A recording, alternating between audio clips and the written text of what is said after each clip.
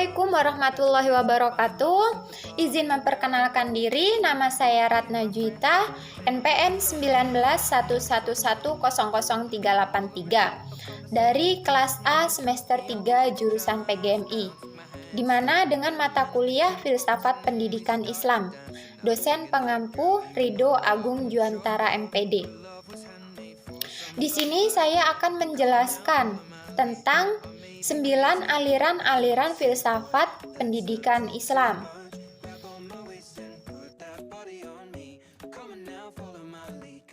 Baik, aliran yang pertama itu ada aliran idealisme. Apa sih aliran idealisme itu? Aliran idealisme ini merupakan salah satu aliran filsafat pendidikan yang menyatakan bahwa pengetahuan atau kebenaran itu merupakan suatu ide. Kemudian aliran idealisme ini berbalik atau berlawanan dengan aliran realisme, di mana aliran idealisme ini beranggapan bahwa segala bentuk realita itu berdasarkan manifestasi ide. Secara pentingnya, aliran filsafat idealisme ini dalam pendidikan karena peserta didik itu mampu meningkatkan kemampuannya atau bakat yang terpendam melalui akal, pikiran, atau ide sehingga dapat terrealisasikan. Selanjutnya, di dalam idealisme ini ada beberapa tokoh. Di sini saya menyebutkan 3 tokoh saja. Yang pertama ada Plato, yang kedua ada Elea, kemudian yang ketiga ada Hegel. Yang saya akan menyebutkan pertama yaitu Plato. Plato ini beranggapan bahwa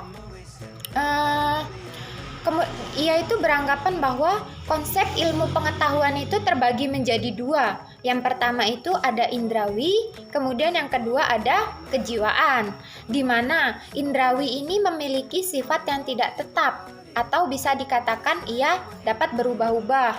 Kemudian kejiwaan ini kebalikan dari indrawi, maka kejiwaan memiliki sifat yang tetap atau tidak berubah dan kebijaksanaan. Selanjutnya tokoh yang kedua itu ada Elea. Apa? Elea ini beranggapan bahwa sesuatu yang ada itu tidak ada seluk-beluknya atau tidak berubah. Yang nampak oleh panca indera bukanlah sesungguhnya, tetapi hanya wujudnya saja. Kemudian yang ketiga itu ada tokoh Hegel. Hegel ini berpendapat bahwa menurut Hegel ini roh merupakan sesuatu yang konkret atau real atau nyata.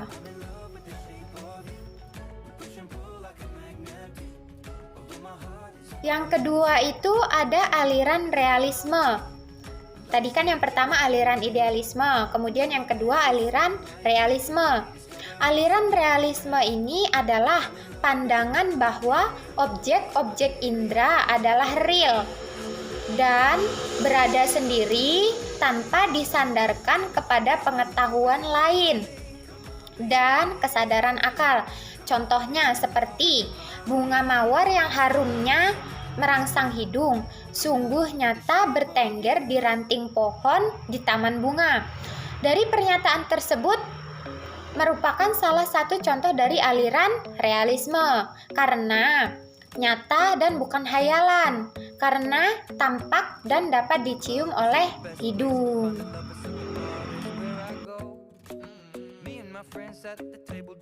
Selanjutnya yang ketiga ada aliran perennialisme. Aliran perennialisme ini sebuah aliran yang terjadi pada masa lampau, sama persisnya dengan aliran pragmatisme. Namun hal ini ditentang karena aliran pragmatisme.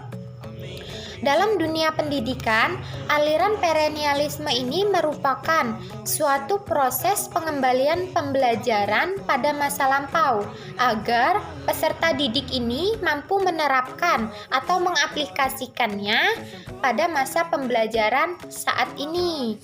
Karena pembelajaran pada masa lampau itu sangat ideal dibandingkan pembelajaran pada masa saat ini atau sekarang ini. Selanjutnya, di dalam aliran perennialisme ini ada beberapa pemikiran tokoh. Yang pertama ini ada Robert Mayor Hudson. Ia berpendapat bahwa pentingnya sebuah wawasan atau kecerdasan bagi peserta didik untuk mengembangkan pemikirannya yang ideal. Kemudian yang kedua ada Mortimer J. Adler. Ia berpendapat bahwa manusia itu merupakan makhluk yang rasional. Kemampuannya pun bersifat rasional intelektual, yaitu bisa berbicara, berpikir, menulis, dan lain sebagainya.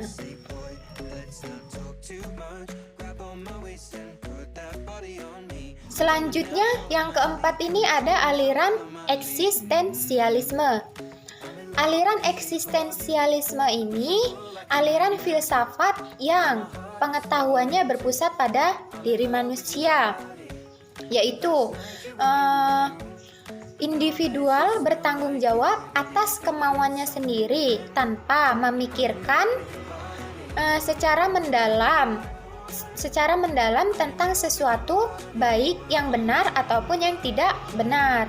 Tujuan dari aliran eksistensialisme ini untuk mendorong setiap individu agar mampu mengembangkan pemikirannya atau semua potensi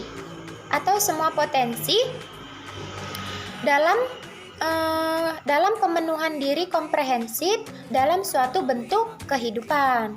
Kemudian, aliran eksistensialisme dalam pendidikan memiliki kebebasan yang ada dan yang diinginkan. Contohnya, seperti seorang anak ingin sekolah di swasta atau di negeri. Itu contoh dari aliran eksistensialisme. Kemudian yang kelima ini ada aliran pragmatisme. Aliran pragmatisme ini aliran yang menekankan pemikiran itu berdasarkan tindakan. Secara istilah, aliran dalam filsafat yang berpandangan bahwa kriteria kebenaran sesuatu ialah sesuatu itu memiliki kegunaan bagi kehidupan. Dan patokannya pragmatisme ialah manfaat bagi kehidupan praktis. Kemudian ada pemikiran para tokoh dalam aliran pragmatisme. Yang pertama itu ada Piaget. Piaget ini berpendapat bahwa yang penting adalah pengaruh apa yang dimiliki suatu ide dalam suatu rencana tindakan dan bukan hakikat suatu ide. Kemudian tokoh yang kedua itu ada William James. William James ini berpendapat bahwa pragmatisme merupakan realitas sebagaimana yang kita ketahui.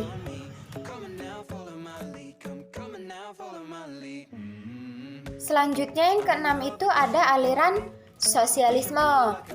Sosialisme ini pada mulanya berdasarkan dari Marxisme. Selanjutnya, aliran sosialisme ini merupakan agregasi dari ide filsafat dalam sosial Karl Marx.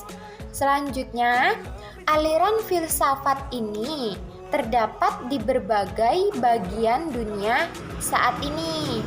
Kemudian ada juga implementasi pendidikan di dalam aliran sosialisme ini. Pendidikan ini memiliki tempat yang sangat penting di dalam aliran sosialisme ini. Ada juga pandangan filsafat pendidikan di dalam aliran sosialisme. Pendidikan ini merupakan yang lebih dipentingkan di dalam aliran sosialisme ini dan diletakkannya di urutan pertama.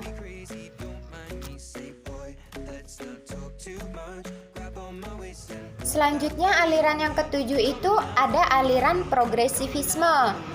di mana aliran progresivisme ini merupakan aliran filsafat pendidikan Islam yang sangat berpengaruh pada abad ke-20 hingga saat ini. Pengaruhnya ini terasa di seluruh dunia, apalagi di Amerika Serikat. Kemudian ada sifat-sifat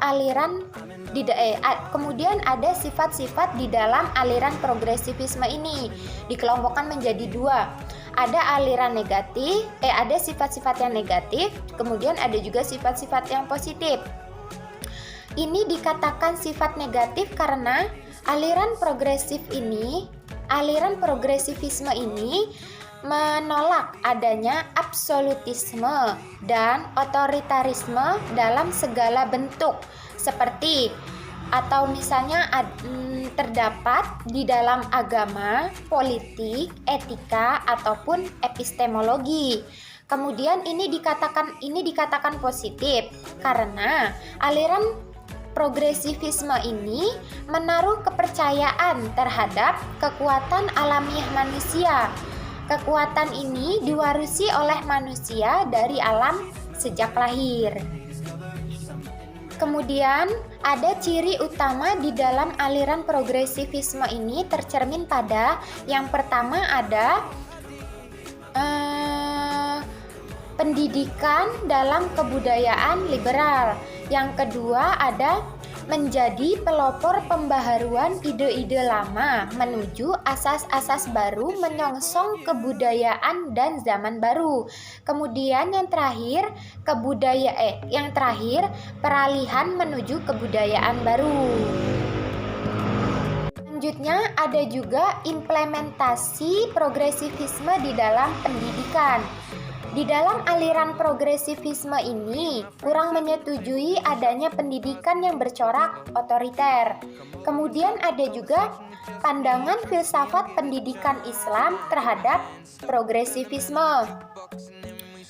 Filsafat pendidikan progresivisme ini memiliki konsep bahwa manusia atau peserta didik ini memiliki akal atau kecerdasan sebagai potensi yang merupakan suatu kelebihan yang dibandingkan dengan makhluk-makhluk lainnya. Kemudian yang kedelapan ada aliran rekonstruksionisme. Yang pertama ada latar belakang aliran rekonstruksionisme. Aliran rekonstruksionisme ini merupakan aliran yang berusaha untuk menciptakan kurikulum baru dan memperbaharui kurikulum lama. Ada juga pandangan rekonstruksionisme dan penerapannya di dalam bidang pendidikan. Aliran rekonstruksionisme ini memiliki persepsi atau pandangan bahwa masa depan suatu bangsa ini merupakan suatu dunia yang diatur, diperintah oleh rakyat secara demokratis dan bukan dikuasai oleh dunia golongan tertentu. Kemudian ada juga pandangan aliran filsafat pendidikan rekonstruksionisme terhadap pendidikan, yaitu yang pertama itu kita harus mengetahui pengertian filsafat terlebih dahulu, yang mana pengertian filsafat ini merupakan induk dari segala ilmu yang mencakup ilmu-ilmu khusus. Kemudian aliran rekonstruksionisme ini merupakan sepaham dengan aliran perennialisme dalam tindakan mengatasi krisis kehidupan modern. Selanjutnya aliran yang terakhir, aliran yang ke-9 yaitu aliran esensialisme. Esensialisme ini merupakan aliran filsafat pendidikan yang didasarkan kepada nilai-nilai kebudayaan yang telah ada sejak awal peradaban umat manusia. Aliran esensialisme ini muncul sejak zaman Renaissance yang berciri utama dan berbeda dengan aliran progresivisme. Kemudian ada juga ada juga pandangan aliran esensialisme di dalam bidang pendidikan. Ada beberapa, ada dua. Yang pertama itu mengenai belajar, dan yang kedua ini mengenai kurikulum. Baik, terima kasih. Itu tadilah materi 9 aliran filsafat pendidikan Islam. Itu saja materi yang dapat saya sampaikan. Kurang lebihnya saya mohon maaf apabila ada kata-kata yang kurang berkenan di hati teman-teman. Saya mohon maaf, saya akhiri. Wabillahi taufiq wal hidayah. Wassalamualaikum warahmatullahi wabarakatuh.